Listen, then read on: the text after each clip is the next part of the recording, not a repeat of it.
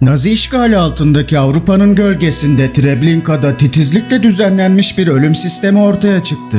Polonya ormanlarına gizlenen bu imha kampı Holocaust'un endüstriyel ölçekli cinayetlerinin tüyler ürpertici bir kanıtı haline gelecekti. Nakil anından cesetlerin nihai imhasına kadar her adım tek ve dehşet verici bir amaçla tasarlanmıştı. İnsan hayatlarının hızlı ve etkili bir şekilde ortadan kaldırılması. Treblinka'ya yolculuk işgal altındaki Avrupa'nın kalabalık gettolarında başladı. Nazi kontrolündeki bölgelerin en büyük Yahudi gettosu olan Varşova kurbanların seçildiği birincil kaynak haline geldi. Naziler 1942'de sadece 2 ay içinde 250 binden fazla Yahudi'yi Treblinka'ya gönderecek bir toplu sürgün başlattılar. Varşova gettosunda öğretmenlik yapan Türk uyruklu Keim Kaplan o meşhum günde anılarına şunları yazmıştı. Her tarafımız sarıldı, artık yerin altına girmekten başka çaremiz kalmadı ki bu da şu an imkansız, artık tamamen yok edilmekle karşı karşıyayız.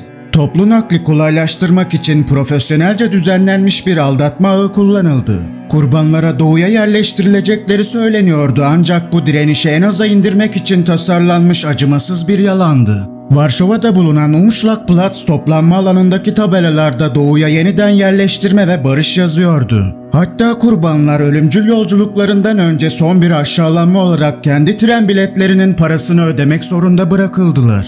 Bu talihsiz ruhları Treblinka'ya taşıyan trenler aşırı kalabalık sığır vagonlarıydı ve 20 hayvan için tasarlanmış alanlara 300'ü aşkın insan tıkıştırılmıştı.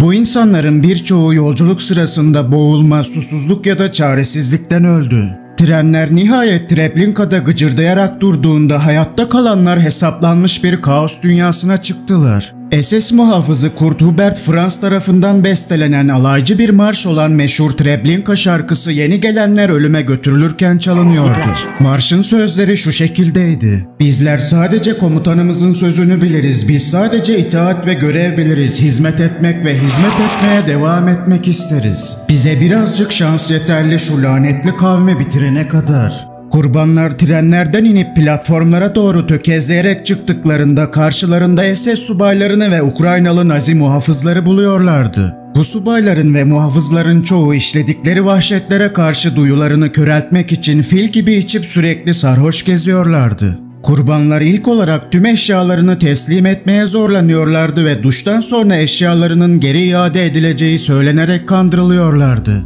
Bu eşyalara bavullardan alyanslara kadar her şey dahildi. Treblinka'dan sağ kurtulan bir Yahudi mahkum olan Janiel Wiernik daha sonra şöyle demiştir: "Banknotlar, madeni paralar, elmaslar, altın ve diğer tüm değerli eşyalar odaları dolduruyordu. Tüm bunlar Kızıllar adı verilen görevliler tarafından toplanıyor ve daha sonra kamyonlara doldurularak Nazi karargahlarına götürülüyordu."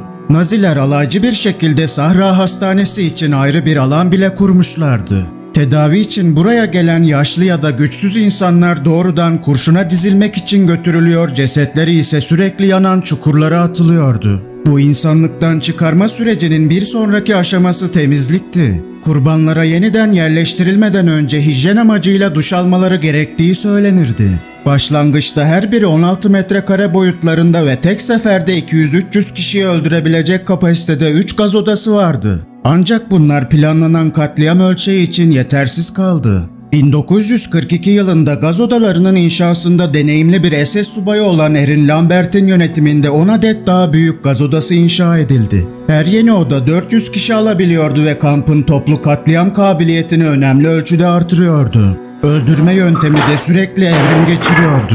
Başlangıçta karbon monoksit üretmek için dizel motorlar kullanıldı ancak daha sonra bu daha fazla verimlilik için benzinli motorlarla değiştirildi. Gaz verme işlemi yaklaşık 20-30 dakika sürüyordu ancak cesetlerin imhası önemli bir zorluk haline gelmişti. Bu korkunç ceset imha işi Treblinka'da çalıştırılan ve Sonderkommando adı verilen Yahudi mahkumlara düştü. Bu adamlar kendilerinin de ölüm için işaretlendiklerini bilmelerine rağmen ecellerini uzatması pahasına akıl almaz koşullar altında çalıştılar. Ölülerin eşyalarını ayıklıyor, cesetleri gaz odalarından çıkartıyor, ölülerin altın dişlerini çekiyor ve krematoryumları çalıştırıyorlardı. Sonderkommando'nun bir parçası olarak hayatta kalmayı başaran Çek Yahudisi Richard Galazar daha sonra şöyle demişti: Sabahtan akşama kadar kan ve boğulma tükürükleri içindeydik. Ceset dağlarının arasında sürünerek fırınları ateşlerdik. Öyle ki burun deliklerimde hala o cesetlerin kokusu var ve sanıyorum bu ölene kadar hiç silinmeyecek bir koku. Treblinka imha kampının havası 2 Ağustos 1943'ün bunaltıcı sıcağında büyük bir gerilimle çatırdıyordu. Bu Nazi ölüm fabrikası bir yılı aşkın bir süredir acımasız bir verimlilikle çalışmış ve yaklaşık 900 bin Yahudinin hayatına mal olmuştu. Ancak o gün mahkumlar özgürlük ve haysiyet için umutsuz bir çabayla ayaklandıklarında soykırım makinesi duracaktı. Holocaust'tan kurtulan Nobel ödüllü Elie Wiesel'in bir zamanlar söylediği gibi, adaletsizliği önlemek için güçsüz olduğumuz zamanlar olabilir ancak protesto etmekte başarısız olduğumuz bir zaman asla olmamalıdır. İsyanın tohumları aylar önce kışın en karanlık günlerinde atılmıştı. Cesetler yığıldıkça ve krematoryumlar fazla mesai yaptıkça küçük bir grup mahkum direnişi fısıldamaya başladı. Treblinka, Kurt Franz gibi Nazi subayları ve tepeden tırnağa silahlı Ukraynalı Naziler tarafından korunan bir ölüm kalesiydi. Açlıktan ve vahşetten zayıf düşmüş mahkumların ise çıplak ellerinden ve intikam için yanıp tutuşan arzularından başka bir şeyleri yoktu. Bu olaylardan sağ kurtulan Richard Glazer'ın daha sonra hatırladığı gibi, nasıl olsa öleceğimizi biliyorduk, ölüm şeklimizi kendimiz seçmek istedik. Direniş planlayıcıları sonraki aylar boyunca büyük bir gizlilik içinde çalıştılar. Silah stoklamaya, tasnif barakalarından ve atölyelerden aletler aşırmaya başladılar. Daha önce çilingir dükkanında çalışan Eugen Drowski adlı bir mahkum tarafından kamp cephaneliğinin kopya anahtarı yapıldı. Yaz geldiğinde plan hazırdı. İlk işaret bir tüfek atışı olacak, ardından SS nöbetçi kulelerine el bombaları atılacaktı. Bunu izleyen kaos ortamında mahkumlar kamp binalarını ateşe verecek, telefon hatlarını kesecek ve çevredeki ormana doğru toplu kaçışlar yapacaklardı. Hazırlıksız yakalanan SS muhafızları hemen karşılık vermek için çabaladılar. Ancak çaresizlik ve uzun süredir bastırılmış öfkenin karışımıyla hareket eden mahkumlar zalimlerini şaşkına çeviren bir vahşilikle savaştılar. Ayaklanmaya katılan yaklaşık 700 mahkumdan sadece 300 kadarı kamp çevresinden kaçmayı başarabilmişti. Nazi Almanyası'nın karanlık derinliklerinde, loş ışıklı hücrelerde ve baskıcı bodrum katlarında şeytani bir senfoni yankılanıyordu. Bu ürkütücü performansın orkestra şefleri Hitler'in uğursuz gizli devlet polisi Gestapo'nun adamlarından başkası değildi. Her bir notası itiraf almak ve nihayetinde insan ruhunu terörün ağırlığı altında ezmek için tasarlanmış dehşet verici bir sorgulama tekniğiydi. Nazi Almanyası'nın en güçlü adamlarından biri olan Heinrich Himmler bir keresinde tüyler ürpertici bir açıklıkla şöyle demişti: "En iyi silah terör silahıdır. Zalimlik saygı uyandırır. İnsanlar bizden nefret edebilir ancak biz zaten onların sevgisini değil sadece korkusunu istiyoruz." 1933'te Adolf Hitler'in demireli altında resmen kurulan Gestapo kısa süre içinde Nazi terörünün canlı bir örneği olarak yükselecekti. Yasalarla sınırlandırılmamış yetkilerine dayanarak zulmü yeniden tanımlayacak bir dehşet saltanatını serbest bıraktılar. Operasyonlarının merkezinde insan tahammülünün sınırlarını zorlayan sorgulama yöntemleri yatıyordu. Berlin'de bulunan meşhur dehşet evi Hausgefängnis Gestapo işkencesinin merkez üssü haline geldi. Yalnızca adının bile fısıldanması tüyleri diken diken ediyordu. Tercih ettikleri teknikler arasında uykusuz bırakma da vardı. Kurbanlar günlerce uyanık tutulur, duyuları körelir, gerçeklik kavramları parmakların arasından kum gibi kayar giderdi. Ancak fiziksel şiddet Gestapo'nun alet çantasındaki değişmez bir parçaydı. Dayak sadece yaygın bir sorgulama yöntemi değil, aynı zamanda ölüme neden olmadan maksimum acıyı vermek için titizlikle ayarlanmış bir sanat biçimiydi. Lyon kasabı olarak bilinen SS subayı Klaus Barbie vahşetiyle ün salmıştı. Hayatta kalan kurbanlardan biri olan Lise Lesueur, Klaus Barbie'nin çıplak elleriyle omurlarını nasıl kırdığını ve ayak tırnaklarını nasıl tek tek söktüğünü anlatmıştı. Elektrik şokları da Gestapo'nun repertuarına sadistçe bir dokunuş katıyordu. Üreme organlarına, göğüslere ve dişlere elektrotlar takılıyor ve dayanılmaz akımlar uygulanarak içten dışa yanma hissi veren büyük acılar yaşatılıyordu. Ancak psikolojik işkence belki de Gestapo'nun cephaneliğindeki en gaddar araçtı. Sahte infazlar sıkça tercih edilen bir taktikti. Mahkumlar son anlarının geldiğine inandırılıyor ve ardından sadece boş bir tetik sesi duyuyorlardı.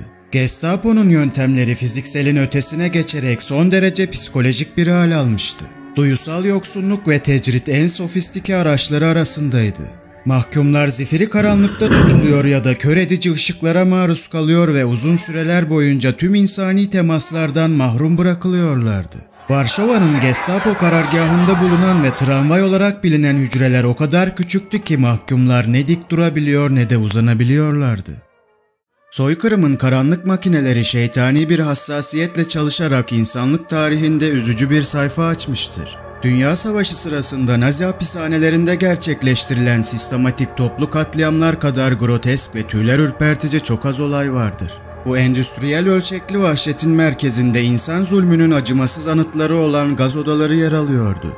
Rejim ilk başta engelli bireyleri hedef alan T4 öldürme programı dahilinde karbon monoksit zehirlenmelerini denedi. Ekim 1939'da başlatılan bu program rejimin sapkın ideolojisi tarafından yaşamaya değmez olarak görülen 70.000'den fazla engelli bireyin hayatına mal oldu. İlk gaz minibüsü ise 1940 yılında şansölyelik çalışanı Werrit tarafından geliştirildi ve kısa süre sonra Alman işgali altındaki topraklarda kullanılmaya başlandı. Bu minibüsler 1941 ile 1943 yılları arasında yaklaşık 152.000 kişinin hayatına mal oldu. İlk deneysel gazlama Eylül 1941'de siyanür bazlı bir böcek ilacı olan Zyklon B kullanılarak gerçekleştirildi. Bu ilk deneylerin başarısı amaca yönelik gaz odalarının inşa edilmesine yol açmıştı.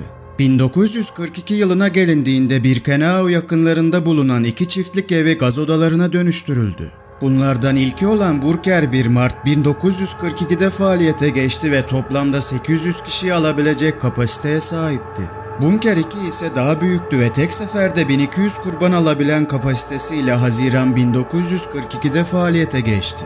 Öldürülmek üzere seçilenlere sağlıkları ve güvenlikleri için duş ve temizlik tesislerine gidecekleri söyleniyordu. Kurbanlar içeri girdikten sonra kapılar kilitleniyor, Nazi personelleri Zyklon B topaklarını çatıdaki açıklıklardan zemine atıyordu. Topaklardan çıkan hidrojen siyanür gazı havayla etkileşime girerek içerideki herkesi 20 dakika içinde öldürüyordu. Krematoryumlar 24 saat boyunca vardiyalı olarak çalışıyordu ve yetişemedikleri zaman cesetler açık çukurlarda yakılıyordu. Bu çukurlardan çıkan alevler kilometrelerce öteden görülebiliyor, yanık et kokusu tüm bölgeyi kaplıyordu. Kobay olarak kullanılan insan çığlıklarıyla yankılanan bir dehşet odası olan Ravensbrück'ün korkunç sessizliğinde Avrupa'nın üzerine karanlık bir gölge düştü. Berlin'in yaklaşık 80 kilometre kuzeyine gizlenmiş olan bu yer insan zulmünün derinliğine dair bir kanıt haline gelmişti. Doğa içindeki pitoresk manzarasına rağmen 2. Dünya Savaşı kabusu sırasında yürütülen en iğrenç tıbbi deneylerden bazılarına sahne oldu. Dikenli tel örgülerin ardında Avrupa'nın dört bir yanından getirilen kadınlar sözde bilim ve çarpık ırkçı ideoloji adına tarifsiz işkencelere katlandılar. Nazi zulmünden sağ kurtulan Primo Levi bir keresinde şöyle demişti: "Canavarlar vardır ama sayıları tehlikeli olmayacak kadar azdır. Asıl tehlikeli olanlar ise sıradan insanlardır. Onlar soru sormadan inanmaya ve harekete geçmeye hazır görevlilerdir." İşte 15 Mayıs 1939'da kurulan Ravensbrück'ü cehenneme çevirenler bu sıradan insanlardı. Başlangıçta 3000 mahkumu barındırmak üzere tasarlanan Ravensbrück 1945'e gelindiğinde 45.000'den fazla kişiye ulaşmıştı. Bu kurbanlar arasında siyasi mahkumlar ve direniş savaşçıları vardı. Ancak bazıları için kader sadece hapsedilmekten çok daha acımasızdı. Çünkü insan tahammülünün ve tıp etiğinin sınırlarını kırılma noktasına kadar zorlayacak bir dizi acımasız deneyde isteksiz denekler olacaklardı. Hitler'in bireysel doktoru ve yüksek rütbeli bir SS subayı olan Doktor Karl Goebbels burada yapılan deneylerin çoğunu denetleyen isimdi. Özel takıntısı ise sülfonamit ilaçları ve bunların enfekte olmuş yaralar üzerindeki etkinliğiydi. Bunu test etmek için mahkumlarda kasıtlı olarak derin ve iltihaplı yaralar açıyor, savaş yaralanmalarını taklit etmek amacıyla odun talaşı, paslı çivi ve cam parçaları kullanıyordu. Daha sonra yaralar tedavi edilmek için sülfonamit ilaçlarla sarılırken kontrol grubu üyesi denekler tedavi edilmeden bırakılıp acı içinde kıvranmaya terk ediliyordu. Hayatta kalan Polonyalı bir direniş savaşçısı olan Wanda Poltawska yaşadığı üzücü deneyimi şöyle anlatıyordu. Bacağımı kemiğe kadar kestiler, acı tarif bile edilemezdi ama acıdan daha kötüsü çaresizlikti. Onlar için laboratuvar hayvanından başka bir şey olmadığımızı bilmek beni kahrediyordu. Ravensbrück'teki deneylerin tam kapsamı hiçbir zaman bilinmeyebilir. Savaş sona yaklaşırken pek çok kayıt yok edildi ve pek çok kurban hikayelerini anlatacak kadar hayatta kalamadı. Kampın ulaşılabilen kayıtları 1939 ile 1945 yılları arasında 40'tan fazla ülkeden 130 bin insanın Ravensbrück'ten geçtiğini ve 50 bininin burada can verdiğini göstermektedir.